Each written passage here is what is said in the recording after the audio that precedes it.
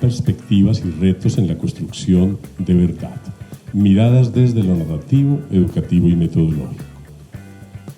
Hay varios autores: Julio César Murillo García, que está aquí con nosotros, acompañándonos, Luisa Fernanda Marulanda Gómez, Miguel Ángel Puentes Castro, que está también por acá en la sala, Pedro Pablo Suárez Giraldo, Olga Lucía Carmona Marín, que nos acompaña también en la sala, está a mi lado Juan Manuel Martínez Herrera, y también está por aquí el artista Óscar Mauricio Salamanca Angarita. Corresponde a la colección Textos Académicos de la Facultad de Bellas Artes y Humanidades, fechado en 2023. Como les he dicho, me acompañan los maestros Julio César Murillo y Juan Manuel Martínez. Antes de dar detalles específicos sobre los invitados, quiero hacer un recorrido para conversarlo con ellos también sobre cada uno de los capítulos que incluye esta propuesta. El capítulo número 1 se llama Narrativas y expresiones de la verdad, textos disruptivos, humanismo, verdad, espacios de significación, de Julio César Murillo García. Vamos a ampliar con él los detalles de esta presentación. En el capítulo 2 se incluyen Imaginarios de la Verdad y Educación para la Paz, la Universidad Abraza la Verdad, la Cátedra de la Paz UTP en el tejido de esclarecimiento, o un texto de Luisa Fernanda Marulanda Gómez.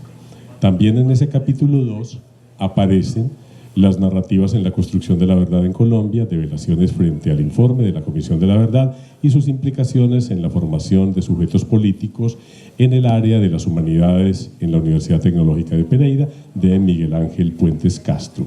Y se incluye también la escuela como sujeto de verdad, memoria y reconciliación, de Pedro Pablo Suárez Giraldo. El capítulo 3 presenta narrativas y testimonios de la verdad en Colombia, el testimonio y su emergencia en tiempos difíciles, de Olga Lucía Carmona Marín, y se incluye también en este capítulo 3 narrativas y miradas de y sobre la violencia en Colombia, que podemos compartir más en detalle con Juan Manuel Martínez Herrera, que repito, me está acompañando. Al cierre aparece el Circo de la Verdad. Se presenta allí un foto performance de un equilibrista sobre la cuerda floja. Es una obra del maestro Óscar Mauricio Salamanca Angarita que se incluye. Queremos hacer este recorrido porque recoge esencialmente los objetivos de esta publicación. Me está acompañando Juan Manuel Martínez, doctor en Ciencias Sociales de la Universidad de Buenos Aires, profesional en Filosofía y Letras de la Universidad de Caldas, profesor del Departamento de Humanidades de la Facultad de Bellas Artes y Humanidades. Bienvenido, Juan Manuel, gracias por estar aquí. Y me acompaña Julio César Murillo García, magíster en Geografía de la Universidad Pedagógica y Tecnológica de Tunja, licenciado en Ciencias Sociales de la Universidad de Caldas, docente del Departamento de Humanidades de la Facultad de Bellas Artes y Humanidades.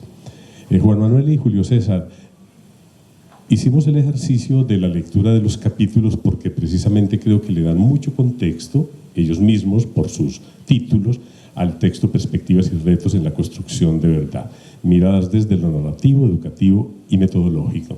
¿Nos explica eso un tanto el origen de esta pieza?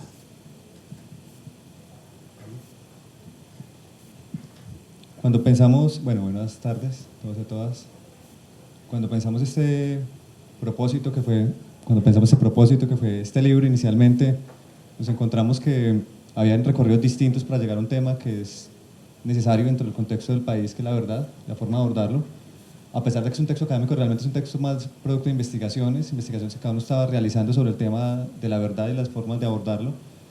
Lo primero que entendemos es que es un concepto demasiado amplio y demasiado un poco atareado por todas las exigencias políticas que un país como este tiene a la hora de pensarse los acontecimientos vividos. Nos parecía fundamental entender que la verdad debe tener formas distintas de abordaje, que la verdad no se puede entender como un acontecimiento directivo o un acontecimiento que se pueda, entender como una matriz, sino que al contrario tiene diferentes perspectivas, como lo menciona el libro, y cada una de esas perspectivas de alguna manera nos van acercando a las comprensiones desde diferentes ángulos.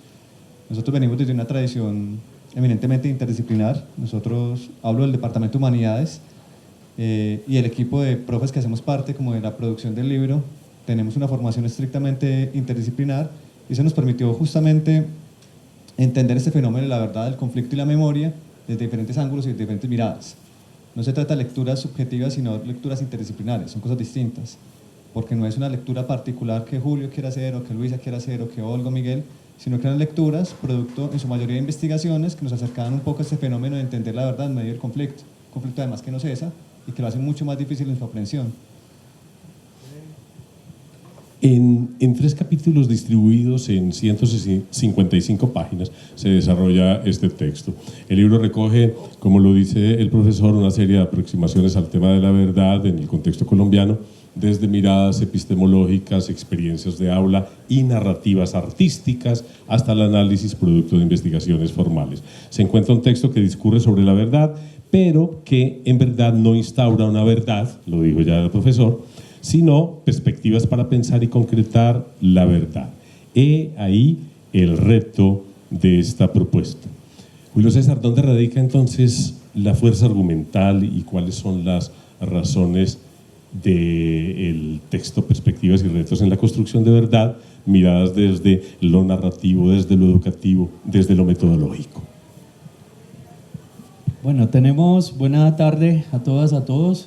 Bueno, gracias por asistir a este espacio. Tenemos como un momento muy interesante en el país que nos toca vivir hoy, y es que hemos atravesado unas 3 décadas de mucha violencia, de mucho conflicto, pero también de una serie de acumulados sobre esas dimensiones del conflicto, esas causas del conflicto, esos efectos, y creo que un poco la apuesta era recoger también eso que se está produciendo. Muy importante para todos fue los hallazgos de la Comisión de la Verdad. Muy importantes son los hallazgos del CNMH, el Centro de Memoria Histórica, y muchos autores que digamos que le han dado miradas desde la academia, desde la política, desde el movimiento social, a eso que se llama el conflicto armado colombiano, pues un acto muy atroz, pues, que lleva décadas, pues, en el país. Y creo que ahí es donde convergemos, ¿no? Por eso son miradas sobre la verdad, son perspectivas de la verdad, o son apuestas metodológicas que tenemos en aula alrededor de la verdad. Creo que ahí está el centro, el foco. Para eso trabajamos en el departamento casi que un semestre, preparándonos también, escuchando expertos también con sus posturas y sus miradas alrededor de lo que es la verdad en sentido filosófico, pero también la verdad en sentido político. Y creo que todos estos insumos pues, nos lleva finalmente a hacer apuestas ya desde cada una de las perspectivas que están en el libro. Vamos a abordar precisamente el capítulo número 1, en narrativas y expresiones de la verdad, textos disruptivos, humanismo, verdad y espacios de significación, de Julio César Murillo García.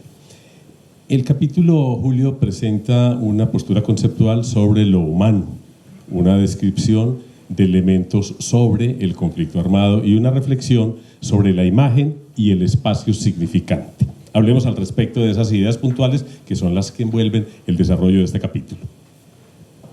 Bueno, pues primero invitadísimos a leer el libro. Está en línea, ¿no? Es un libro digital. Bueno, hay 3 apuestas, como decía bien César. La primera tiene que ver con el humanismo. Es una lectura en sentido crítico. ¿Qué tipo de humanidad hemos construido hasta hoy, ¿no? Una humanidad atroz por todo lo que podemos ver, incluido en este momento.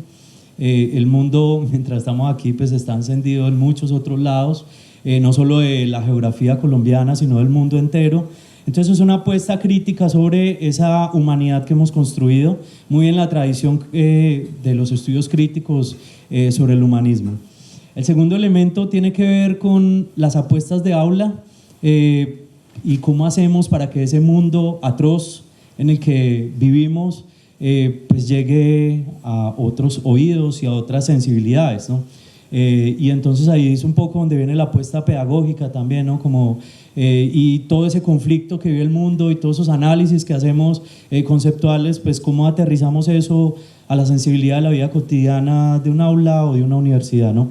Es como el segundo elemento. Y el tercero, pues tiene que ver con el conflicto armado y la verdad, porque hasta dónde vamos a aguantar en este país más guerra, ¿no?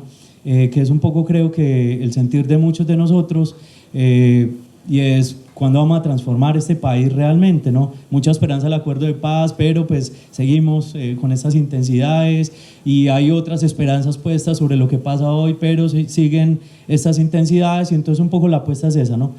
Cómo superar desde eso conceptual, pero también desde eso sensible, pues estos marcos de violencia. Profesor, en ese orden de ideas, desde mi perspectiva, hay un componente muy importante en la página, exactamente la 35, porque allí usted, a manera de preguntas, da respuesta a inquietudes que tienen una complejidad absoluta, pero usted se atreve a formularle sentido, respuesta a esas inquietudes, y quiero desagregarlas de manera gradual con usted. Se pregunta, ¿cómo sensibilizar sobre la irracionalidad de la guerra en Colombia? Pues es un poco la apuesta, ¿no? El texto es el resultado de ejercicios de clase con estudiantes de ingeniería y ejercicios focalizados sobre una expresión del arte que se llama instalaciones. Entonces es un poco deslocalizar a los estudiantes de ingeniería, que creemos que están tan metidos en el universo de lo exacto, y llevarlos hasta ese universo más de lo subjetivo, de lo sensible, de lo emotivo, a través de las instalaciones. Se lograron en un periodo de un año, pues unas 40 instalaciones más o menos, creo que unos trabajos muy bien elaborados, y encontramos allí unos artistas en potencia siendo ingenieros e ingenieras. Creo que pues, en mi caso particular quedé muy asombrado con los trabajos finales, encontrándome artistas, pintores, escultores, una serie de habilidades que ya traían los estudiantes antes de llegar al curso, y que finalmente se potenciaron. ¿Cómo lograr que ese mundo irracional pues, tenga un poquito de reverso en la conciencia humana? Pues creo que es lo más... la ruta más clara era lo sensible, ¿no? Y lo sensible que envuelve, digamos, lo estético, el arte, un poco lo que hacemos en el Departamento de Humanidades. Julio, la sensibilidad planteada ahí de los alumnos, y a manera, en alguna medida, del trabajo de campo, de la anécdota, ¿cuál es finalmente la idea que ellos se plantean cuando toda su sensibilidad se ve en una obra de arte, en una expresión? Ellos finalmente, ¿qué dijeron cuando hacían el recorrido de su propia obra, pero también la de los compañeros, que son niveles distintos de interpretación? Esa pregunta es muy compleja. Hay muchas, ¿no? Muchas reacciones realmente. Pues me quiero referir a una. Es un chico venido de la frontera con Ecuador, es un pueblo de Putumayo. Llevaba como en 1.5 la materia realmente, y ese día se fue conmigo recorriendo todas las obras, y él terminó explicando las obras a quienes se acercaban. Entonces creo que ese haber recorrido todas las obras, creo que vio las 24 obras que eran exhibidas en ese momento, que estaban dispersas por toda la universidad, llevó a ese estudiante a una reflexión distinta de lo que había hecho hasta ese momento, un poco alejado un poco de los ritmos, ¿no? Académicos pues, que se llevan en un curso, pero creo que fue la mejor impresión que me llevé, escucharlo a él explicando y yo silenciado porque él la tenía muy clara, ¿no? Entonces creo que fue una de las experiencias más interesantes que viví pues, como en ese contexto pues, que pregunto. Bueno, sobre todo porque era un chico que venía en contexto de guerra también, ¿no? Estamos hablando de la frontera en Ecuador, ¿no? Cultivos de coca, y él también, pues esa experiencia creo que afloró allí también, ¿no? Bueno, en esa página 35, que me parece que el capítulo es muy motivador, usted también se pregunta, y en alguna manera se responde, ¿cómo afinar la mirada crítica sobre todo proyecto totalizador que moviliza la violencia? Una pregunta muy difícil. Él se metió en esas asuntos porque también se responde en el libro. Sí, claro, ¿no? Creo que la pregunta también en la tradición humanista crítica, ¿cierto? ¿Cómo revertir esto, no? Pues pregunta muy compleja porque lo vemos en el contexto actual, ¿no? Lo que pasa en el Medio Oriente hoy, ¿no? Lo que pasó en los Balcanes, en fin, ¿no? Historias tenemos muchas por contar. ¿Cómo revertirlo? Yo creo que pues, la respuesta es en actos muy pequeñitos que podemos hacer, y creo que este libro es eso, ¿no? Un aporte de unos profesores y profesoras que desde las aulas de clase pues hacemos apuestas por revertir esa política totalizadora, ¿no? Esa racionalidad irracional, ¿no? Realmente, ¿no? Como creo que eso sería, ¿no? ¿Cómo revertir eso? Pues con cosas muy pequeñitas. Uno esperaría que los estudiantes de ingeniería que pasan por los cursos pues al final de sus carreras estuviesen pensando la paz desde la ingeniería, y creo que estaríamos potenciando muchos elementos en la academia, pero pues eso no depende ya de lo que uno quiera, ¿no? Sino lo que el devenir también va construyendo en la vida de cada uno, ¿cierto? En el capítulo número 3, narrativas y testimonios de la verdad en Colombia, el testimonio y su emergencia en tiempos difíciles, aparece Olga Lucía Carmona Marín con esta presentación y comparte espacio con Juan Manuel Martínez Herrera en narrativas y miradas de y sobre la violencia en Colombia. Ese contexto, ya en la primera introducción general del libro, Juan Manuel trató de centrarlo, pero es bueno especificar ese contexto de narrativas y miradas de y sobre la violencia en Colombia. Cuando uno habla en plural, lo primero que parte es entender, a propósito de lo que decía Julio, ¿cómo puede hablar de un tema en una sociedad que está desgarrada, en un mundo que está desgarrándose? Lo primero es que el mundo siempre ha estado desgarrándose. El asunto es cuando colocamos la mirada sobre ello. Es indiscutible que hablar de la verdad, de hablar de las narrativas de un conflicto como el nuestro, que al contrario disminuye no aumenta, sino que se mimetiza, implicaba entender algo que en el marco del libro es importante, y es que pues, las guerras siempre va a ser el síntoma y la causa estructural sigue siendo la misma, que son las desigualdades.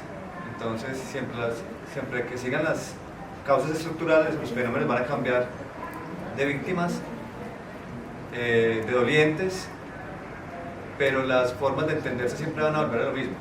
Es como estamos en un país que está reproduciendo unas prácticas de muchos órdenes completamente dispersados en diferentes expresiones, pero que retornan siempre los mismos principios de desigualdad y de exclusión, que de alguna manera materializan eso. Eso implica justamente pensar eso, como el testimonio, que es lo que hace la propia Olga desde el testimonio femenino, la voz femenina, como un testimonio de la víctima, pero también de aquel que no se reconoce como tal, como el testimonio de cada uno de nosotros es parte de todo ese conflicto. La verdad no se puede seguir tomando de una manera dicotómica entre víctimas y victimarios, sino que tiene que tener una hondura un poco más compleja para poderse entender.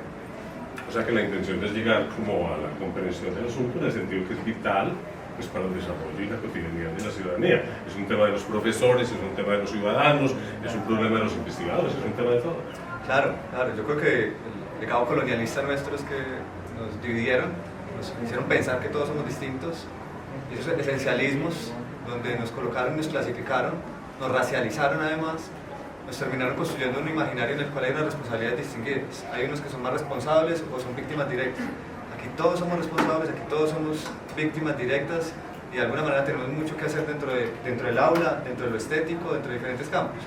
Entonces sí era necesario como empezar a decolonizar ese discurso esencialista de la identidad. Yo creo que la identidad es un discurso importante en cuanto nos define, nos construye, pero no nos puede limitar políticamente, porque de alguna manera también está construyendo permanentemente una discusión sobre por qué tengo que reivindicar un derecho y por qué unos derechos se reivindican y otros no. En una sociedad de todos tenemos que pensar los derechos de todos, antes de empezar los derechos particulares. Vamos hilando en esa conversación, Juan Manuel, el término de la relacionalidad, del vínculo, tal vez no tenido en cuenta constantemente, no relacionado, tampoco aplicado. ¿Qué importancia tiene el vínculo en este proceso a propósito de lo que acaba de decir usted? Nosotros en la academia tenemos un sesgo tremendo cuando pensamos disciplinarmente el mundo, porque queremos concentrar la mirada en pequeños focos y no entendemos que todo finalmente termina siendo relacional en la medida que todos, de alguna manera, aquí estamos ubicados desde diferentes lugares, pero estamos en el mismo espacio.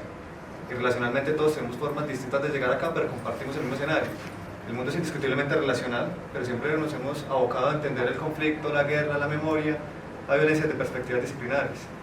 Yo también pienso lo que dice Julio con el tema de cuando uno trabaja con ingenieros, digo, es muy importante retomar la lectura interdisciplinar para que no se ubiquen desde la sensibilidad. A mí esa categoría de habilidades blandas no me gusta, creo que además muy imprecisa, no hay habilidades blandas ni duras, simplemente competencias profesionales. Incluso, ¿sí? Claro, porque finalmente lo relacional es justamente entender que todos tenemos formas de comprender el mundo desde diferentes ángulos y desde diferentes actores, de diferentes acontecimientos tenemos que entender que el conflicto se alimenta de todo, que el conflicto permanentemente termina siendo una máquina devoradora de insumos de la realidad, digamos que hace que este tipo de espacios terminan siendo espacios un poco paradójicos en cuanto a lo que posibilitan, pero también a lo que limitan, porque también son espacios marginales. Y creo que es importante ubicarlos porque finalmente la condición relacional es esa, es una realidad completamente paradojal en ese sentido. Juan Manuel, cuando la Comisión de Esclarecimiento de la Verdad y la No Repetición en Colombia usa la expresión "la búsqueda tiene rostro de mujer", ¿a qué se refiere? Las buscadoras particularmente han tenido el valor de asumir una lucha yo creo que una doble condición. Primero ser víctimas directas de un acontecimiento vivido, pero también víctimas de un modelo patriarcal, un modelo machista. Claramente los ha atravesado antes de ser víctimas del conflicto. Son las que asumen un poco ese reto de la búsqueda. Las buscadoras, no solamente en Colombia, digamos que lo dice la Comisión, pero viene también de retomado América Latina, las buscadoras en Argentina, las buscadoras en Brasil también. Es decir, las buscadoras tienen rostro de mujer justamente porque tratan de reivindicar una condición de cuidado, una condición de lucha y de resistencia. Creo que es una condición de subjetividad política permanente que se reconstruye. Yo no soy tan amigo de la definición de vincular la condición biológica a una condición de cuidado, creo que es una idea bastante equivocada, pero sí creo que es claro e importante reconocer que la búsqueda ha sido liderada en buena medida por las mujeres en este país, que han tenido como el rostro de mujer en la medida que son ellas las que principalmente han asumido esa responsabilidad que de alguna manera no tendrían por qué asumir, pero que de alguna manera casi que la han ido liderando.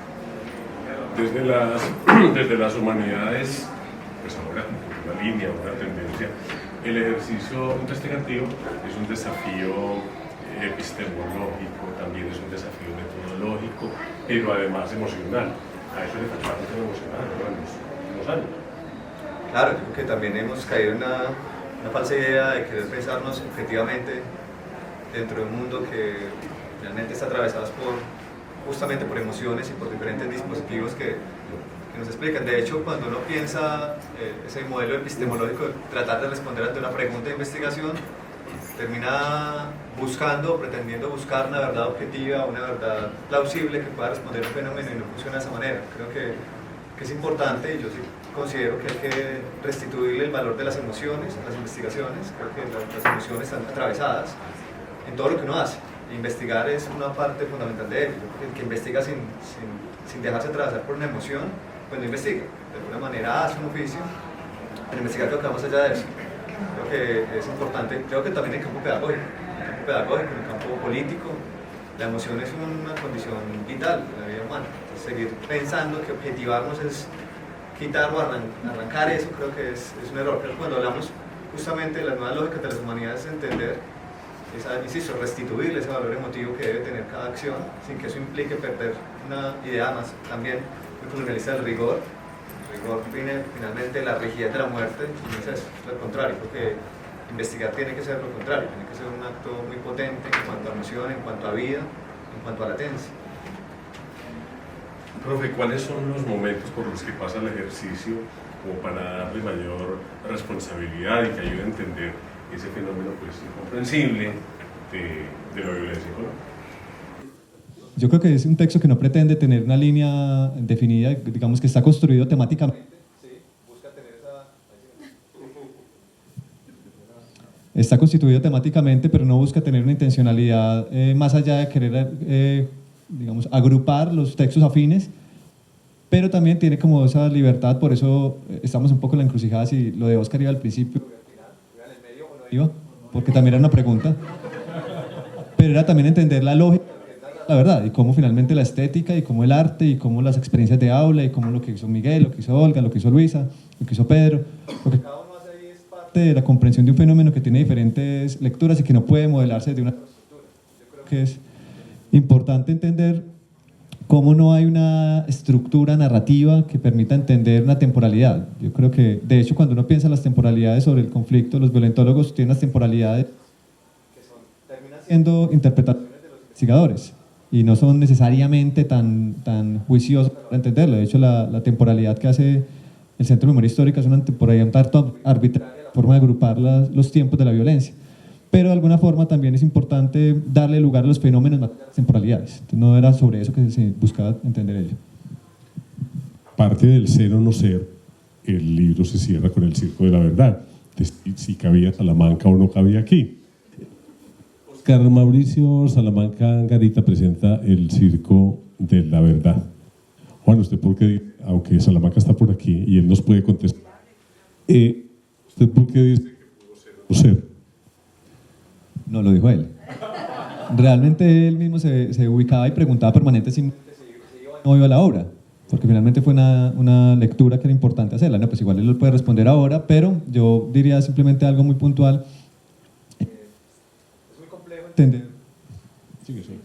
Es muy complejo entender la lógica de un tema cuando se quiere mirar siempre en una perspectiva. Han insistido mucho en el papel de la sátira, de la crítica y de cómo el humor también construye políticamente la comprensión de la realidad. Y creo que eso hay veces es complejo en la medida de que se termina trivializando y no es la función. Al contrario, creo que tiene mayor potencia buscar lecturas distintas, pedagógicas, pues digamos antropológicas, sociológicas, pero también artísticas desde ese ángulo, porque ayuda a entender y a descentralizar unas miradas como muy limitadas cuando se quiere mirar un fenómeno como el de la violencia desde unas lecturas deterministas. Oscar, no sé si quiera... Sí, claro. Juan, precisamente en esta parte de cierre aparece el trabajo frente al enunciado, no creo en la verdad no existe. Es un foto performance, repito, de un equilibrista sobre la cuerda. Si Salamanca nos ayuda aquí, se acerca rápidamente y nos habla precisamente de su cierre con ese enunciado, no creo en la verdad no existe. Bueno, muy bien. Buenas tardes para todos y para todas. Mi nombre es Oscar Salamanca y participé en ese momento yo estaba desarrollando una serie de foto performance acerca del papel del artista en la sociedad. Y me imaginé que el artista es como una especie de equilibrista, el cual tiene que hacer una presentación, sale a la sociedad, digámoslo así. ¿Cómo sale? Sale como un equilibrista. ¿Cómo salen los equilibristas? Desafiando todo el tiempo el hecho de sostenerse. Sigue. Hablando de cuerdas. Sostenerse en una cuerda. Y los públicos, como están todos aquí en este momento, expectantes de si se va a caer o no. Era como lo que yo me imaginaba que los artistas hacíamos. Presentarnos para que los públicos sabios... Cuando pienso en público siempre pienso en colmillos, no sé. Yo miro los públicos y esperando que pase algo, o que se caiga, ¿sí? O que se quede en acuerdo o que se caiga. Entonces cuando empezamos a trabajar el tema de la verdad, no quise hacer como una especie de crítica a las producciones de mis compañeros. No quise hacer eso porque realmente pues me siento muy ignorante en ese sentido. No soy tan profundo como... Es igual. No soy tan...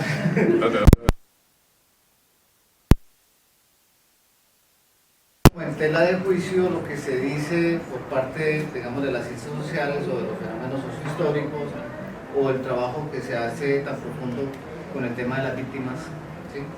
O las búsquedas de justicia, de reparación de verdad. Pero sí creía yo que yo podía hacer como una especie de ejercicio gráfico, artístico, autocrítico de que porque yo, que considero que la verdad no existe, y personalmente yo no creo en la verdad. Es una sentencia un poco fuerte, pero la creo realmente. La verdad no existe porque ¿de cuál verdad estamos hablando? Si todos tienen una verdad. La verdad que tiene el paramilitar es igualmente respetable a la que tiene la víctima. Y así sucesivamente. O sea, todos defienden una verdad. Todos tienen héroes. Entonces, por eso pensé que la verdad podía ser algo que también está en la cuerda floja. Y que en cualquier momento o se queda o se cae. Por eso, bueno, y para hacer el ejercicio, ya hablando en términos técnicos del fotoperformance, yo no me iba a subir en una cuerda, porque no tengo la experticia, ¿sí? No lo haría. Entonces empecé a perseguir a estos señores que se paran en los semáforos, a ver en qué parte estaba funcionando, digamos, el señor que rápidamente hace equilibrismos, pero no conseguí. Ese día, precisamente, en toda la ciudad no había un equilibrista, entonces tuve que recurrir a amigos en el campo pues, de las performances, pero performances del teatro, y hicimos la escenografía en mi taller con el cuidado de colocarle al señor que estaba haciendo el equilibrismo una fotografía de mi rostro, ¿sí? Porque a mí me interesa en mis trabajos de fotoperformance que yo aparezca en el centro neurálgico de la situación, no actores, sino que yo esté allí precisamente. Si van a caer críticas, que sean dirigidas a mí mismo. Gracias. El maestro Salamanca está entonces en la parte final de la presentación de perspectivas y retos en la construcción de verdad, miradas desde el narrativo educativo y metodológico. Ahora estaremos hablando un poco sobre, dijéramos, la circulación de la pieza entre los estudiantes, entre los maestros, porque de todas maneras esta serie de posturas proponen definitivamente otros diálogos, otras conversaciones, como lo afirma el profesor Salamanca, la posibilidad de cotejar una serie de miradas, y creo que desde ahí como instrumento es muy útil socialmente. El principal potencial justamente radica en haber trabajado nosotros como colectivo desde diferentes lugares, porque es un poco al contrario de lo que dice Oscar, yo creo que la verdad no hay que creer o no creer, sino entenderla. Sí es cierto que es un concepto bastante complejo, pero justamente en esa complejidad hay que tratar de sumergirnos para entenderlo no como un hecho que se pueda demostrar o constatar, sino como una verdad que es un relato susceptible de ser comprendido en diferentes lugares. Creo que ese es el papel que ha tenido. Creo que nosotros, cuando uno escribe, siempre piensa cuál es la utilidad de lo que hace. Y creo que la utilidad finalmente no tiene que ver con la pieza, sino justamente con lo otro que hacemos, que es el aula, que son digamos, el trabajo desde la casa, el trabajo desde todos los pequeños escenarios que uno habita, que hacen que estas reflexiones se reproduzcan justamente en la vida cotidiana, que no es una pretensión de que llegue una obra a mucha gente, sino que interioricemos esto para poderlo reproducir en diferentes escenarios. Creo que eso lo hacemos todos, y somos varios los que escribimos en este texto, que nos encargamos permanentemente de hablar de ello. Todo el tiempo lo estamos problematizando. Creo que de alguna manera el ejercicio de la circulación del conocimiento no es académico solamente, es social, es cotidiano, está en un café, está en todos los lugares donde habitamos, y creo que es quitarnos ese velo de pensar que hay un lenguaje académico que está por allá ubicado y que tiene que ser entregado, cuando finalmente no hay un lenguaje académico, sino que es el mismo lenguaje que tiene otras formas de decir las cosas. Julio, su observación sobre el tema de circulación de la obra. Bueno, pues uno siempre espera que los pensamientos circulen, pero más que eso no depende de uno, ¿no? Eso depende del devenir. Y en esta sociedad que tenemos, pues conocimiento hay miles, múltiples, ¿no? Yo creo que el libro en sí mismo es una apuesta. El ejercicio de escribir y plasmar pensamiento es una apuesta. Ahí quedará por muchos años, por muy pocos, no sé, pero creo que es una apuesta importante allí, que se complemente evidentemente con este espacio discursivo, oral, con el aula, con las conversaciones más íntimas quizá, ¿cierto? Creo que hace parte del pensamiento de los que escribimos el libro, como decía Juan Manuel, y desde ahí circula pues ya como su potencia.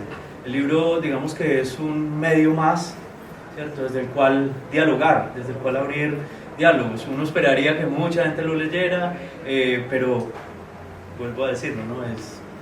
Eso no depende de uno, ¿no? Entonces creo que eso, la circulación son los múltiples canales que todo el tiempo estamos aperturando en esas interpretaciones del mundo que tenemos, ¿no? La Facultad de Bellas Artes y Humanidades de la Universidad Tecnológica de Pereira en este recorrido en la Feria del Libro con nuevas publicaciones. Perspectivas y retos en la construcción de verdad, miradas desde lo narrativo, educativo y metodológico. Autores varios, y hoy nos acompañaron Juan Manuel, gracias Juan por estar aquí, acompañarnos y compartir estas ideas, y Julio César. Bueno, muchas gracias.